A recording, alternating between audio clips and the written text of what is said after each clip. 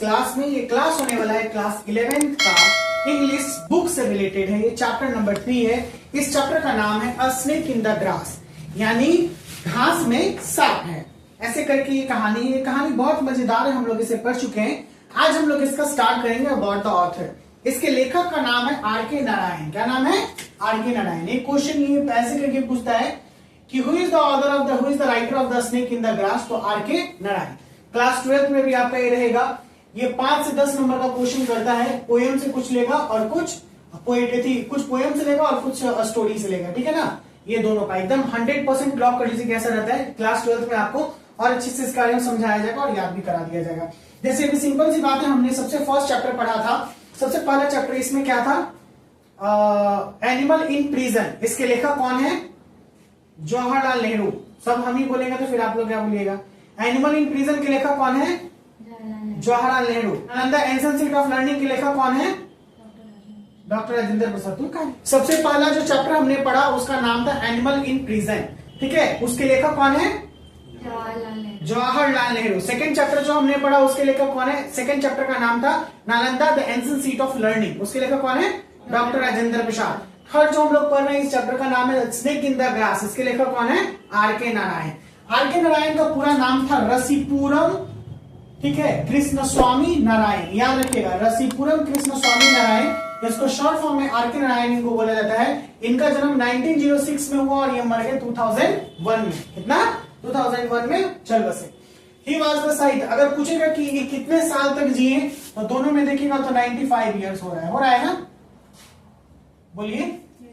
95 years तक, यानी बहुत लंबे समय तक जिए। यहाँ पे EBVVI आपका कि आर.के. नारायण को कौन सा अवार्ड मिला था? तो साहित्य अकेडमी अवार्ड मिला था आर.के. नारायण को। कौन सा अवार्ड मिला था? साहित्य अकेडमी अवार्ड। कब मिला था? 1960 को। कब मिला था? 1960। कोई दिक्कत है क्या? नहीं। Was one of the most well non Indian English writer. ये बहुत ही प्रसिद्ध इंडियन इंग्लिश राइटर के नाम से जाने जाते थे। भारतीय इंग्लिश राइटर में इनका एक नाम था शुमार। अभी भी लोग इनको जानते हैं। बहुत ऐसी स्टोरी कहानियां बहुत मजेदार लिखे हैं कि रियली इनका नाम है। आप लोग पढ़े होंगे 9th के क्लास में इनकी बहुत सारी कहानियां। He paints the idiosyncrasies of the people of consummate skill. ये क्या पेंट्स का मतलब यहाँ पे नहीं, क्या लिखते थे, किस तरीके से। देखिए, लिखना भी एक कला होता है। उसको समझिए कि किसी चीज को पेंट करना। इट्स मीन पेंट का मतलब होता है चित्र उकारी करना। कभी कभी कोई लेखक को देखेगा ना कि ऐसा लिख देता है, ऐसा गढ़ देता है कि क्या मजेदार सीन, क्या मजेदार पल वो होता है, क्या मजेदार पढ़ने के लिए लगता है, क्या मजेदार लगता है कि एकदम बाइंडिंग रहे, एकदम उससे जुड़े हुए रहे। आपने कई मूवी देखा होगा, वो मूवी यूं ही नहीं बनता है। उस मूवी के राइटर होते हैं, आपको पता होगा, है ना। राइटर होता है, गाना का राइटर होता है।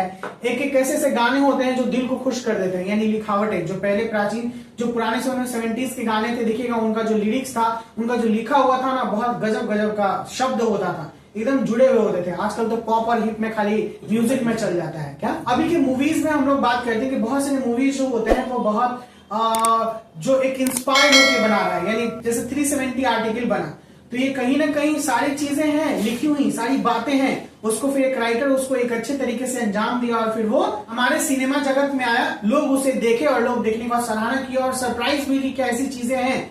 जी, बहुत ऐसी चीजें हैं जो हमारी अभी आंखों के सामने नहीं हुई है, लेकिन हाँ, ये सब जो फिल्मी जगत दुनिया है, इस समय नए नए तरीके से हमें दिखाया जाता है। जैसे द केरला स्टोरी हो गया। केरला स्टोरी कहाँ की बातें बताती है? केरला के बारे में। केरला जो है वो केरला स्टोरी कश्मीर के बारे में, कश्मीर के बारे में नहीं, केरला के बारे में। क्या बोलते हैं, द कश्मीर फाइल्स, कश्मीर के बारे में था। ये सब अभी कुछ ऐसी मूवीज जो निकल बहुत ट्रेंडिंग पे। तो ये इसके राइटर हैं। बहुत सारे मूवीज को आपने चेतन भगत के बारे में सुना, उन्होंने बहुत सारी मूवीज लिखी है, बेहतरीन राइटर है इंडिया के। उसी तरीके से ये है। तो पेंट्स का मतलब वही हो गया कि किसी के लिए कुछ इस तरीके से उकेरना, कुछ उस तरीके से लिखना कि लोग उसके लिए जाने समझे और एकदम कनेक्ट हो जाए, यानी एकदम जुड़ जाए कि ऐसी चीजें। बहुत सारी बातें, जैसे स्नेक इन द ग्रास ही हम लोग पढ़े थे आर.के. नारायण के द्वारा। शुरुआत से लेकर अंत तक एक ऐसे सीन हुए कि जिसमें हम लोग को बांध के रखा। स्नेक नजर आया, किसके सामने चला गया, एक साइकिल वाला देखा, चिल्लाया, पूरा घंटी उंटी बजाने लगा, आया बाहर, उसके बाद फिर कनेक्टेड हो गया। तो ये कंप्लीट था। तो ये आइडियोसिंक्राइसिस का मतलब कुछ व्यक्तिगत रूप से जो व्यक्ति जिस चीजों के लिए ज्यादातर जाने जाते हैं और उनका स्किल जो था इसी को वो लिखते थे, इसी को वो पेंट्स करते थे। इनके अच्छे अच्छे कामों में शुमार है द गाइड। क्या नाम है? The guide. ये एक नॉवेल था, ये याद रखिएगा। द गाइड किनके द्वारा लिखा गया है? आर.के. नारायण। ये क्या है? एक नॉवेल है। नेक्स्ट संडे क्या है? तो कलेक्शन ऑफ एसे से लिया गया था ये वाला। नेक्स्ट संडे किनके द्वारा लिखा गया है? आर.के. नारायण के द्वारा लिखा गया है। फिर उसके बाद द लॉली रोड, ठीक है ना, लॉली रोड क्या है? शॉर्ट स्टोरी से लिया गया। ये किनके द्वारा लिखा गया? आर.के. नारायण के द्वारा लिखा गया। तो ये वीवीआई कर लीजिए और इसका गेम जो लगा एमबीपीआई, क्योंकि क्वेश्चंस का जो पैटर्न निकालता है, अगर एमसीक्यू पूछेगा तो इसके बीच से भी निकाल सकता है। अब बात करते हैं स्नेक इन द ग्रास क्या है। अ स्नेक इन द ग्रास, ये जो पीस है, ये जो लिया गया है, ये एस्ट्रोलॉजर्स डे से लिया गया है, जो दूसरे स्टोरियों का एक संग्रह था, ठीक है ना। एस्ट्रोलॉजर डे से लिया गया। ये ड्रामेटिकली प्रेजेंट कर रहा है किसके बारे में? कोबरा के बारे में, ठीक है ना। किसके बारे में ड्रामेटिकली रिप्रेजेंट किया गया है? कोबरा। कोबरा एक सांप है जो बहुत खतरनाक है। इसी के बारे में बताया गया कि प्रेजेंट उसके alarm and disturbance caused by a household treatment bye a cobra.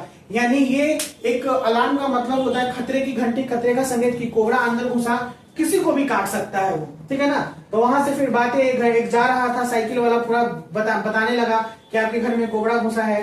पूरा लोग सब एकदम सरप्राइज हो गए, आश्चर्यचकित हो गए कि कहां से आ गया, कहां से आ गया। डर भी गए, भयभीत भी हो गए, जब तक उसे नहीं दूर किया गया, जब तक वो नहीं किया। इसको लेके किसको? दास को बहुत सुनाया भी गया था। दास ही था ना, ठीक है, जिसको बोला कि दास दुनिया का सबसे लेजिएस्ट तुम नौकर हो। आई इसमें हम लोग बात करते हैं the last. Narayan also touches gently on the people superstition. Superstition का मतलब होता है अंधविश्वास, ठीक है। नारायण और भी इसमें इस चैप्टर में अंधविश्वास को लेकर भी बहुत सारी बातें कह रहे हैं। जैसे कि एक सीन था जिसमें बाबा आए, भिक्षा मांग रहे थे, भिक्षाम देही, ठीक ना। और जो भी है तो फिर निकली, तो फिर उसके बाद भिक्षा कथी कह रहे, आपके घर में भगवान खुद प्रकट हुए हैं, ठीक है ना, सुब्रमण्यम स्वामी है। तो कहा कह रहे भगवान ऐसे करके। तो ये सब कुछ अंधविश्वासी वाली बातें कही गई हैं। क्या इसमें और भी इस बात को छूना चाहते हैं, इस बात को कहना चाहते हैं, टचेस कर रहे हैं कि ये सांप से रिलेटेड जो अंधविश्वास है उसको दूर करना चाहते हैं ये, ठीक है ना। जो एक फैक्ट है, इनके बारे में बहुत सारी बातें कही गई हैं इस चैप्टर में। तो ये थे आर.के. नारायण के बारे में कुछ बातें इस चैप्टर से रिलेटेड। अब इसके बारे में हम लोग को पढ़ना है समरी की, पूरा चैप्टर किस पे बेस्ड था। चलिए तो अगले क्लास में हम लोग इसके समरी के बारे में पढ़ेंगे। Bye bye student, take care. If you like the video please press the like button. Don't forget to subscribe my channel for further videos. Bye bye.